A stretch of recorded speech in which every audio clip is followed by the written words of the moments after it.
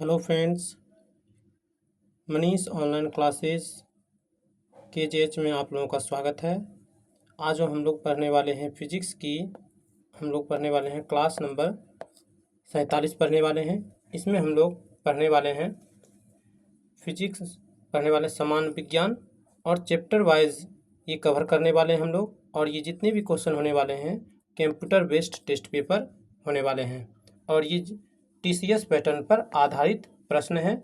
TCS में जितने भी एग्जाम पूछे गए, जितने भी क्वेश्चन पूछे गए हैं वो सभी को एक साथ कवर करने वाले हैं और टोटल इसमें 625 सेट कवर करने वाले हैं। ये ऑल गवर्नमेंट एग्जाम के लिए अति महत्वपूर्ण ये क्लास होने वाली है। क्वेश्चन की ओर चलते हैं। क्वेश्चन नंबर 881, तरंग, चाल, आयाम, तरंग दैर्ध्य और आवृत्ति सभी को कहा जाता है।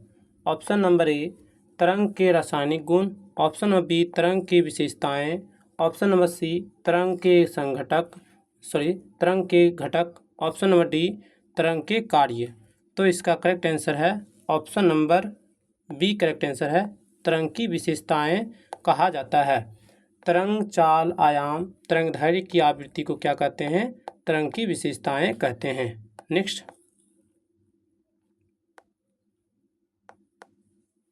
किसी माध्यम में उत्पन्न विक्षोभ का एक समान चाल से आगे बढ़ना तरंग गति कहलाता है।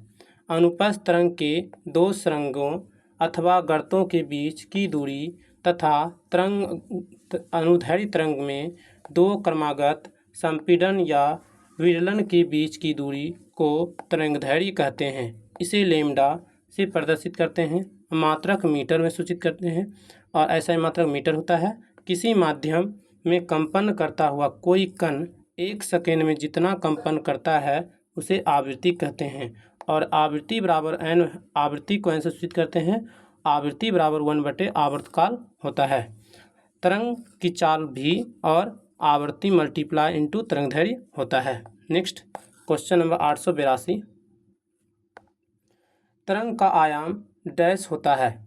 ऑप्शन नंबर ए तरंग की एक समयावधि में तरंग द्वारा तय की गई दूरी, ऑप्शन नंबर बी तरंग के कणों द्वारा मध्य स्थान के किसी भी तरफ तय की गई अधिकतम दूरी, ऑप्शन नंबर सी एक सेकेंड में तरंग द्वारा तय की गई दूरी, ऑप्शन नंबर डी एक तरंग लंबाई के बराबर दूरी। तो इसका करेक्ट आंसर है option number B correct answer है, माध्यम के कणों द्वारा मध्य स्थान के बीच किसी भी तरफ तय की गई अधिकतम दूरी।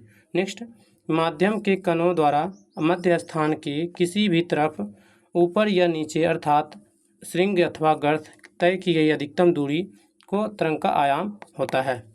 नेक्स्ट, क्वेश्चन नंबर 883, एक स्रोत तरंग से 0.8 सेकेंड में 40 शिखर और 40 गर्त बनते हैं, तो तरंग की आवृत्ति ज्ञात करें। तो 40 शिखर और 40 क्या बनते हैं? गर्त बनते हैं। तो कितने सेकेंड में? 0.4 सेकेंड में, 0.4 सेकेंड में। तो इसको क्या है? तो तरंग की आवृत्ति बराबर है n बराबर 40। तो शिखर 40/सेकेंड, तो पॉइंट उड़ाएंगे तो 0 और इसको पॉइंट में बदलेंगे कितना आएगा? 133.33 हर्ट्ज आएगा। Option number C correct answer है। नेक्स्ट, क्वेश्चन नंबर 884 पढ़ने वाले हैं। आवृत्ति डैश में प्रकट की जाती है और दर्शाता है कि घटना प्रति सेकेंड दोहराई जाती है। Option number A ohm, option number B decibel, option number C ampere, option number D hertz. तो इसका करेक्ट आंसर है option number D correct answer है। हर्ट्ज को दर्शाया जाता है HZ और डेसिबल को D बल और एम्पियर को A से और ओम को ओम से सूचित करते हैं। नेक्स्ट, कंपन करने वाली वस्तु एक सेकेंड में जितनी कंपन चक्कर पूरा करती है उसे आवृत्ति कहते हैं और इसे छोटी n से प्रदर्शित करते हैं। n बराबर 1/T और T को लिखते हैं, T को क्या लिखा जाता है? लिखा जाता है बराबर ω/2π होता है और आवृत्ति को कंपन प्रति सेकेंड और हर्ट्ज में होता है। Next question number 885। ध्वनि के संचारण के दौरान माध्यम में कणों के उच्च घनत्व का क्षेत्र डैश कहलाता है। ऑप्शन नंबर ए विरलन, ऑप्शन नंबर बी अनुनाद, ऑप्शन नंबर सी संपीड़न, ऑप्शन नंबर डी दोलन। तो इसका करेक्ट आंसर है option number C correct answer है, संपीड़न क्षेत्र कहलाता है। क्या कहलाता है? संपीड़न कहलाता है। नेक्स्ट क्वेश्चन नंबर नेक्स्ट आगे देखते हैं। ध्वनि के संचारण के दौरान मध्यम में कणों के उच्च घनत्व का क्षेत्र संपीड़न कहलाता है। जब एक कंपन करती हुई जो किसी माध्यम में ध्वनि उत्पन्न करती है तो उसे उत्पन्न ध्वनि जब माध्यम में आगे की ओर गति करती है तो एक उच्च दाब का क्षेत्र माध्यम में उत्पन्न होता है। उस उच्च दाब क्षेत्र को संपीड़न कहलाता है। संपीड़न और विरलन की श्रेणी माध्यम में आगे बढ़ती हुई ध्वनि के हमारे कानों तक संचारित करती है। Next question number 886। यदि एक श्रृंगार और इसके क्रमागत गर्त के मध्य दूरी L है तो तरंगदैर्घ्य होगा तो option number A L, option number B 2L, option number C 3L, option number D L/2। तो इसका आंसर है 2L होगा। Option number B correct answer है। नेक्स्ट आगे देखते हैं। माध्यम के किसी भी कण के एक कंपन पूरा करने में तरंग जितनी दूरी तय करती है उसे तरंगदैर्घ्य कहते हैं और इसे लैम्डा से सूचित करते हैं। अनुपस्थ तरंगे में दो पास रिंग अथवा गर्त के बीच की दूरी तरंगदैर्घ्य कहलाती है। एक श्रृंगार तथा उसके क्रमागत गर्त के बीच की दूरी तरंगदैर्घ्य की आधी होती है अर्थात L/2 होती है। Next question number 887। निम्न में से किस ध्वनि तरंग में तरंगदैर्घ्य सर्वाधिक लंबी होती है? ऑप्शन नंबर ए 100 हर्ट्ज की आवृत्ति वाली तरंग, ऑप्शन नंबर बी 200 हर्ट्ज आवृत्ति वाली तरंग, ऑप्शन नंबर सी 300 हर्ट्ज वाली आवृत्ति तरंग, ऑप्शन नंबर डी 400 हर्ट्ज वाली आवृत्ति तरंग। तो इसका आंसर करेक्ट होगा ऑप्शन नंबर ए, जितना कम होगा उसकी आवृत्ति उतना अधिक होगी। नेक्स्ट V बराबर n इंटू लेमडा, जहाँ n आवृत्ति और लेमडा तरंगदैर्घ्य और भी तरंगगति है। लेमडा बराबर V/n अर्थात लेमडा समानुपाती 1/n होता है। जिस ध्वनि की तरंग की आवृत्ति कम होगी उसकी तरंगदैर्घ्य सर्वाधिक होती है। इसी प्रकार 100 हर्ट्ज की आवृत्ति वाली ध्वनि तरंगदैर्घ्य की सर्वाधिक होगी। Next question number 888। Question number 888। एक श्रोता 0.4 सेकेंड में 20 तरंग गर्त और 20 गर्त उत्पन्न करता है। 20 शिखर और 20 गर्त उत्पन्न करता है। तरंग की आवृत्ति क्या होगी? यानी n पूछा गया है तो n बराबर क्या होता है? n बराबर होता है 1/t। तो t तो कितना दिया? 20 तरंग, तो 20/0 इसको उड़ाएंगे तो 50 आने वाला 50 hertz. Option number D correct answer होने वाला है। Next question number 889। 500 हर्ट्ज आवृत्ति का स्रोत 0.4 मीटर तरंगें उत्सर्जित करता है। तरंग को 600 मीटर की दूरी तय करने में कितना समय लगेगा? तो n बराबर दिया हुआ कितना? 500 हर्ट्ज और लेमडा बराबर 0.4 मीटर दिया हुआ है। 4 मीटर दिया हुआ है तो लेमडा बराबर दिया हुआ है। तो हमसे पूछा गया क्या? भी पूछा गया तो भी तो कितना सेकेंड लगेगा? तो कितना लगेगा? तो लेमडा बराबर तो हम लोग को निकालना है v बराबर n इंटू लेमडा। 500 मल्टीप्लाई इसको करेंगे तो 0 उड़ाएंगे तो कितना? 0 से कैंसिल, तो आने वाला कितना? 200 मीटर पर सेकेंड आने वाला है। और 200 मीटर और d बराबर 600 मीटर दिया हुआ तो समय बराबर दूरी बटे क्या होता है? चाल। तो 600 में भागा देंगे तो कितना आएगा? 300 सेकेंड आने वाला है। 3 सेकेंड आने वाला है। तो इसका करेक्ट आंसर है option number C correct answer है। Option number C correct answer है। Next question number 890।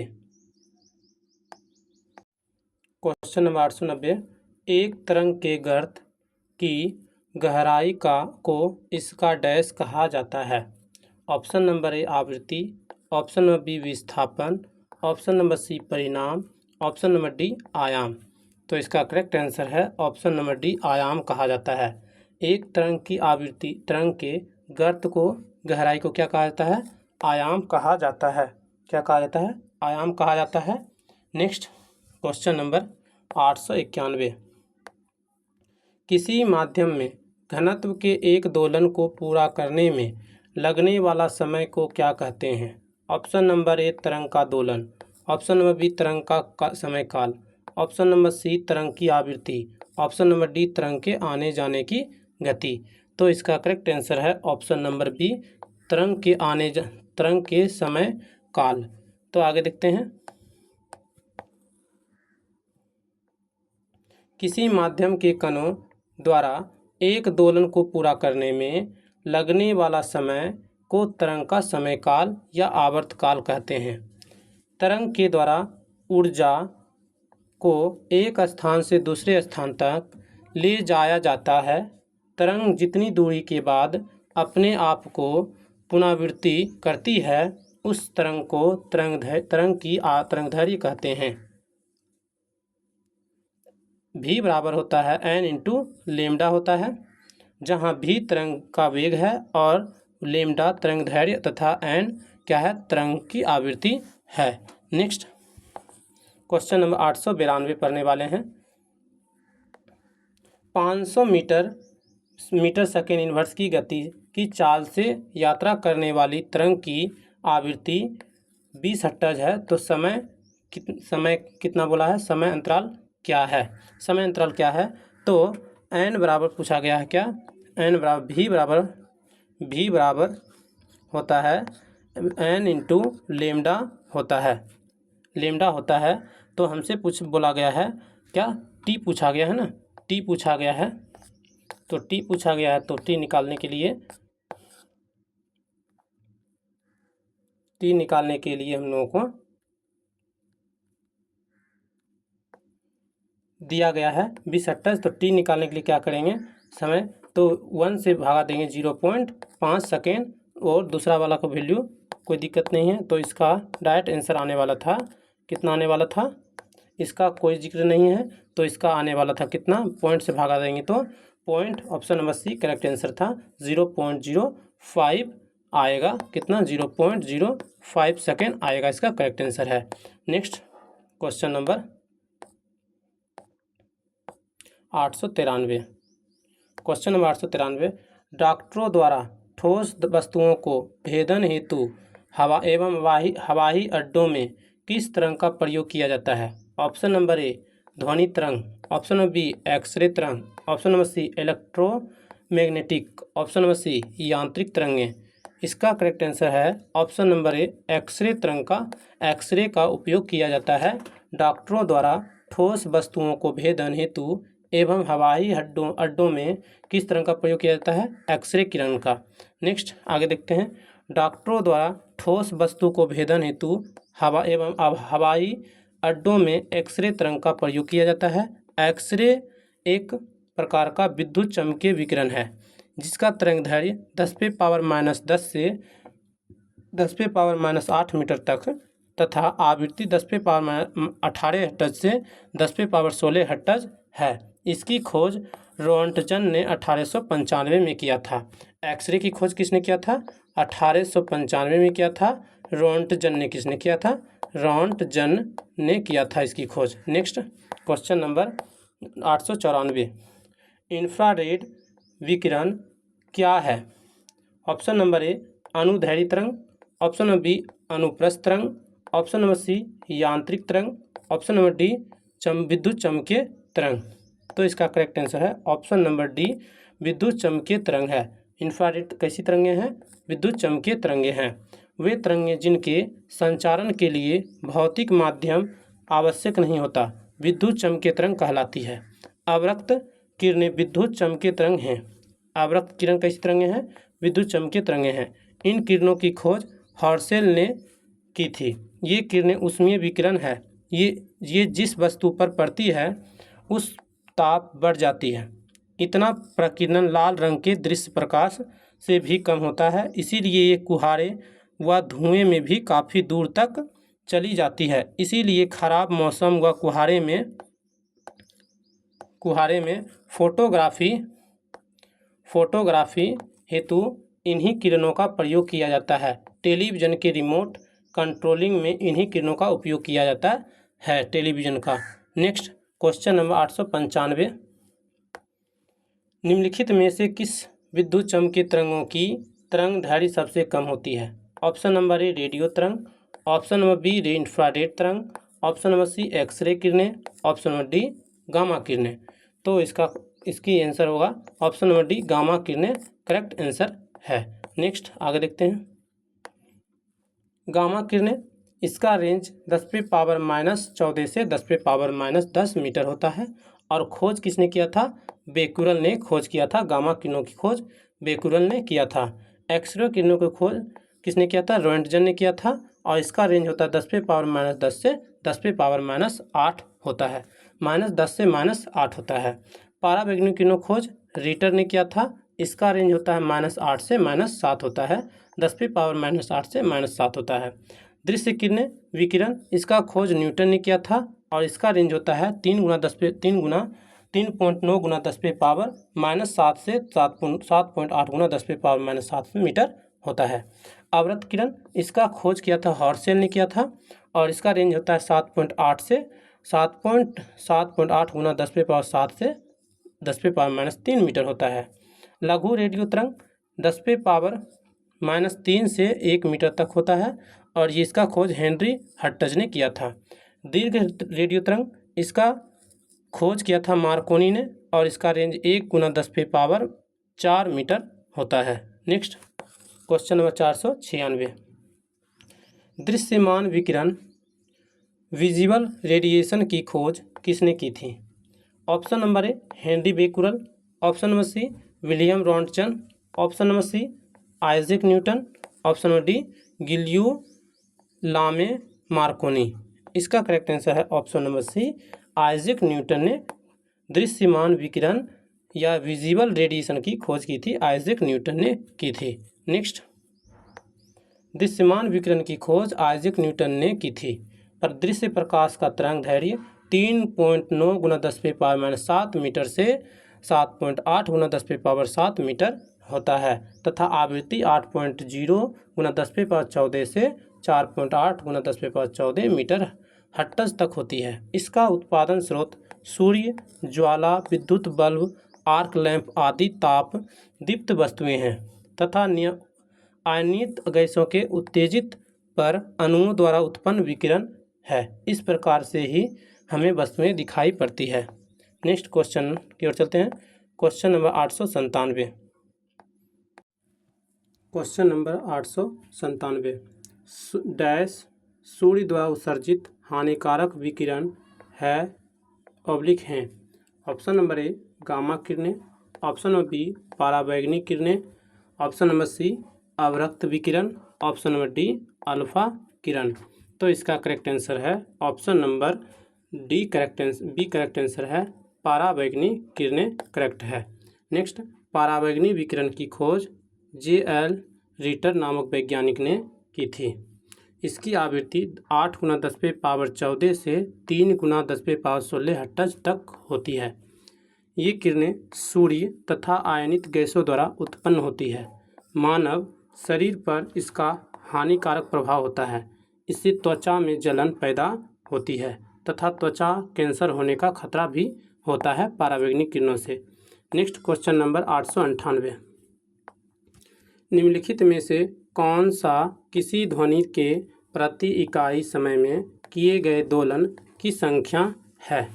Option number A आवर्तकाल, ऑप्शन नंबर बी आयाम, ऑप्शन नंबर सी तरंग दैर्घ्य, ऑप्शन नंबर सी आवृत्ति। तो इसका आंसर करेक्ट है option number D correct answer है। ऑप्शन नंबर डी आवृत्ति करेक्ट आंसर है। नेक्स्ट, किसी ध्वनि तरंग के प्रति इकाई समय में किए गए दोलन की संख्या को ध्वनि तरंग की आवृत्ति कहते हैं। नेक्स्ट क्वेश्चन नंबर 899, ध्वनि की तरंग आवृत्ति भी तथा तरंगदैर्घ्य लैम्डा और चाल भी के बीच संबंध है। ऑप्शन ए एन बराबर भी upon lambda, option B N बराबर एन बराबर लैम्डा इंटू भी स्क्वायर, ऑप्शन नंबर सी भी बराबर lambda into N, option number D N बराबर लैम्डा इंटू लैम्डा बटे भी। तो इसका करेक्ट आंसर है ऑप्शन नंबर सी एन बराबर लैम्डा इंटू लैम्डा बराबर भी बराबर N into lambda. Correct answer है option number C. Next question number 900। एक तरंग की आवृत्ति 50 हर्ट्ज है और चाल 36 मीटर पर सेकेंड है।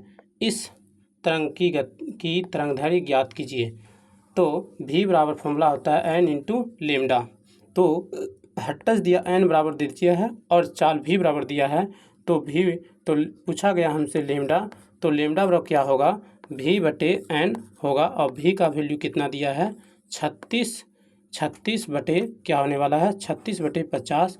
इसमें मल्टीप्लाई 2 से कर देंगे डिनोमिनेटर नीचे और 2 से ऊपर कर देंगे, कितना आ जाएगा 72 बटे 100। तो इसको लिख सकते हैं 0.72 लिख सकते हैं। तो option number D correct answer है।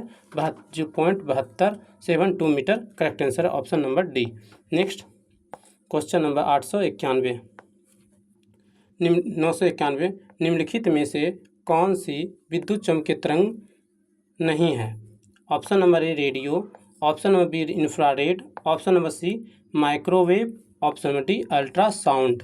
तो इसका करेक्ट आंसर है ऑप्शन नंबर डी अल्ट्रासाउंड एक विद्युत चुम्बकीय तरंग नहीं है। ये अल्ट्रासाउंड विद्युत चुम्बकीय तरंग अल्ट्रासाउंड नहीं है। नेक्स्ट अल्ट्रासाउंड प्राश्रय तरंग विद्युत चुम्बकीय तरंग नहीं है।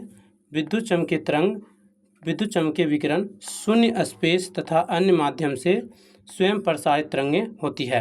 इसे प्रकाश भी कहा जाता है, किंतु वास्तव में प्रकाश विद्युत चुम्बकीय विकिरण का एक छोटा सा भाग है। दृश्य प्रकाश, एक्सरे किरण, गामा किरण, रेडियो तरंग, माइक्रोवेव ये सभी विद्युत चुम्बकीय तरंग है। माइक्रोवेव, रेडियो और इंफ्रारेड ये सभी विद्युत चुम्बकीय तरंग है। नेक्स्ट क्वेश्चन नंबर 902 अनुप्रस्थ तरंगें क्या है। ऑप्शन नंबर ए इन तरंगों में माध्यम के कण तरंग के संचारण दिशा के लंबवत दिशा में कंपन करते हैं। ऑप्शन नंबर बी इन तरंगों में माध्यम के कण तरंगों के संचारण की दिशा में समांतर दिशा में कंपन करते हैं। ऑप्शन नंबर सी ये वे तरंग हैं जिनके संचारण के लिए माध्यम की आवश्यकता नहीं होती। ऑप्शन नंबर डी ये अनुदैर्घ्य तरंग यांत्रिक तरंगें हैं। तो इसका करेक्ट आंसर है ऑप्शन नंबर इसका करेक्ट आंसर है option number A correct answer है। Option number A correct answer है। Option number A correct answer है। इन तरंगों में माध्यम के कण तरंगों के संचारण की दिशा लंबवत दिशा में कंपन करते हैं, अनुप्रस्थ तरंग। नेक्स्ट क्वेश्चन नंबर 903 करने वाले हैं। क्वेश्चन नंबर नेक्स्ट पहले आगे देखते हैं। अनुप्रस्थ तरंग जब माध्यम के कण तरंग के संचारण की दिशा में लंबवत कंपन करे तो उसे अनुप्रस्थ तरंग कहते हैं। अनुदैर्घ्य तरंग जब माध्यम के कण संचरण की दिशा में समांतर कंपन करे तो उसे अनुदैर्घ्य तरंग है। समांतर कंपन करेगा तो अनुदैर्घ्य तरंग और लंबवत करेगा तो अनुप्रस्थ तरंग है। नेक्स्ट क्वेश्चन पढ़ने वाले हैं अब पढ़ने वाले हैं ध्वनि साउंड पढ़ने वाले हैं। उसमें हम लोग पढ़ने वाले हैं ध्वनि तरंग की प्रकृति। नेक्स्ट क्वेश्चन नंबर 903 किसी ध्वनि तरंग की आवृत्ति भी तथा आवर्तकाल टी के बीच संबंध। तो अभी पढ़े हम लोग टी बराबर पढ़े हैं, एन बराबर पढ़े हैं भी। ऑप्शन नंबर सी करेक्ट होगा, एन बराबर 1/t करेक्ट आंसर है option number C. Next question number 904 ध्वनि तरंगें डैश में यात्रा नहीं करती है। ऑप्शन नंबर ए वायु, ऑप्शन नंबर बी पानी, ऑप्शन नंबर सी निर्वात, ऑप्शन नंबर सी स्टील। तो इसका correct answer option number C निर्वात में ध्वनि तरंगें यात्रा नहीं करती है। ध्वनि तरंगें वायु, पानी, स्टील में यात्रा कर सकती है लेकिन निर्वात में यात्रा नहीं कर सकती। ध्वनि तरंगें यात्री तरंगें होती है। इसके संचारण के लिए माध्यम की आवश्यकता होती है। ध्वनि तरंगों की चाल सर्वाधिक ठोस तथा सबसे कम गैस में होती है। ध्वनि तरंगें सर्वाधिक ठोस में होती है और सबसे कम गैस में होती है। Next question number 805। Question number 905, निम्नलिखित में से कौन सा सत्य है और ध्वनि तरंगें डैश तरंगें हैं। ऑप्शन नंबर ए दाब, ऑप्शन नंबर बी तरंगदैर्घ्य अनुदैर्घ्य, ऑप्शन नंबर बी सी विद्युत चुम्बकीय, ऑप्शन नंबर डी यांत्रिक।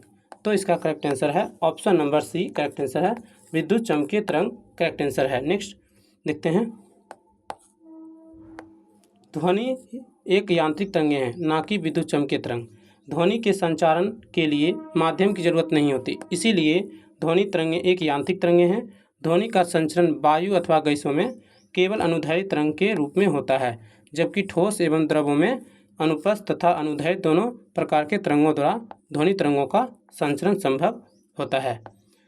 अगर ये वीडियो आप लोगों को अच्छी लगी हो, प्लीज़ वीडियो को शेयर करें ताकि वीडियो का नोटिफिकेशन आप लोगों तक पहुंच सके, और चैनल को सब्सक्राइब भी करें। Thank you for watching.